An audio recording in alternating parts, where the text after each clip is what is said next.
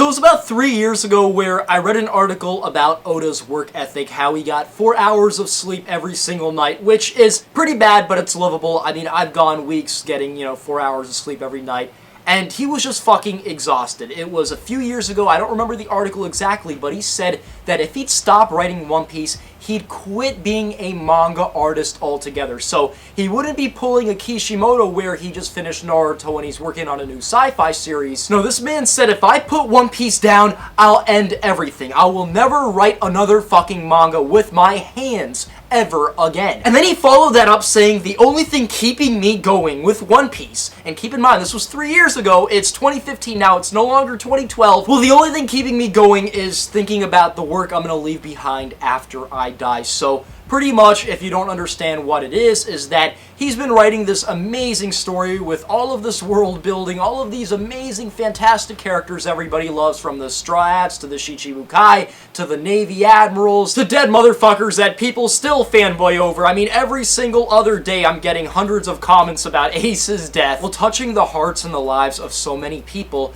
what keeps him going every single day writing this One Piece story is the work that he'll leave behind after he's dead. So he's thinking that 100 years later, when Oda is long dead, referring to himself, he's thinking kids will take this volume, open it up. Oh, look, this is a goofy looking character design of this pirate kid. Oh, wow, this first chapter, there's this fat bitch Alvida. She's trying to ruin Luffy's life. Wow, oh, cool, interesting. Wow, the Marines. Wow, look at this, Captain Morgan's beloved son. Wow, who's a Zoro character? So cool. Wow, oh my god. Kobe sucks. Look at what came in the mail. Wow, oh, look at Luffy there in Kiros. Oh my god. Wow, Rebecca going in. You don't need to fight anymore. Wait, what? Kiros, you're telling that to your daughter? Wait, what? Did he just attack Doflamingo? I don't fucking believe that! Motherfucker's been loving One Piece for decades, and you think that's gonna stop 100 years from now, 10 decades later, a century later? No. While humor changes, while people's tastes change, while I don't know how much people are gonna be into manga in the future, the manga industry brings in that guap, maybe $15 billion every single year, a lot of money, so I don't think people are gonna stop enjoying manga. Well, 100 years later, writing one of the most legendary stories of all time. One of the best fictional stories with depictions and characters' lives from point A to point B across a long 10-year time span, or whenever fucking Luffy and the Straw Hats get old and die. People are going to be reading this forever. Forever. I'm going to show my kids One Piece, my kids' kids are going to show their kids One Piece. I don't know when that cycle is going to end, but Oda knows the impact he has on people all around the world, and he realizes that, yes, I'm writing this story for 21 hours a day, getting 3 hours, 4 hours of sleep, but I know that when I put this shit out, somebody's day gets better. So that's been Oda's mentality all of this time. And I remember hearing another story a few years ago where Oda was hospitalized. Like, he was fucking sick, he was putting up with his illness for too long, and he was like, enough is enough, I need to go into this hospital, I need to get this shit treated, otherwise I'm gonna kill myself before my story gets finished. And yes, unfortunately, I would have to take a hiatus to get better, but that hiatus will do me in the long run, because I'll be able to physically write this story, whereas I'm losing this 2 weeks of time getting rest. Well, it's better than dying. It's insane that Oda has this work ethic, this mentality when it comes to this story. It's insane that any person would have this work ethic or this mentality when it comes to anything. The dude apologized for being sick. Let me tell you something. If I'm getting sick, I'm blaming y'all motherfuckers for making me get sick, for making my ass work all this much, for having me make all those videos.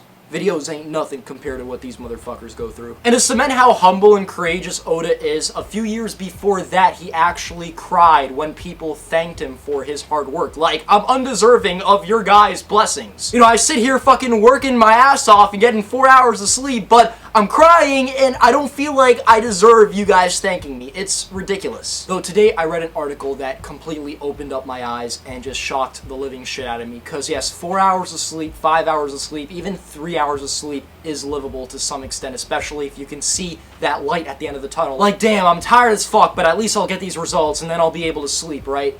But what these manga could go through, specifically Oda and Akira Toriyama, is ridiculous. In an interview from ages ago, it doesn't matter that it was from ages ago, this was a part of their work schedule to produce these stories for us. Well, they talked about their hectic work schedules. Now while working, I only sleep 2 hours every 2 days, Oda said at that time. That's not all at once. What the fuck? But divided up into 15 minutes at a time? What the fuck? Don't worry, Oda now sleeps 3 hours a day. Hey, let me keep this man alive, but he's gonna be near insane writing this fucking story on the edge. 3 hours of sleep for a long, drastic period of time, right? Now we get into Akira Toriyama. There was a time where I slept only 20 minutes over the span of 6 days. Oh my god. Recall Toriyama. It was like I gonna die. It was like I gonna die.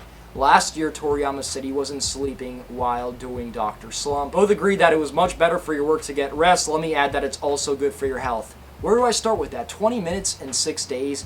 Do you guys understand how crazy it is to even stay awake for fucking 20 minutes after being awake for 6 days? Or let me tell you that it takes me roughly 20 minutes or 40 minutes sometimes to even fall asleep? Like, what the fuck? I could see Akira going through the Cell Saga fucking 5 days straight writing that shit. Goku just dies, wishing his son Gohan best luck, and Akira's like, yes, I just finished this legendary part, and he's going to sleep now, right? He's 19 minutes in, and he just falls asleep. He's gonna get that 20-minute rest he deserves. Fuck yeah. And then you got his editor there taking 2 chopsticks like, Akira, you think you can fucking rest now, motherfucker? Your fans are waiting for more content, you stupid fuck. And he takes those 2 chopsticks, he fucking shoves them up Akira's ass. Akira's are like freaking out, like, what's going on? And he's like, it is no time for rest, you dishonor our whole country. I understand why he had so little interest in Dragon Ball Z in the 90s when he finished writing it, and why it took him so much time to continue with Dragon Ball Super and Battle of Gods and all of those sequels. I now know why. I didn't know anything about Akira's schedule. I honestly thought he got some fucking decent rest because,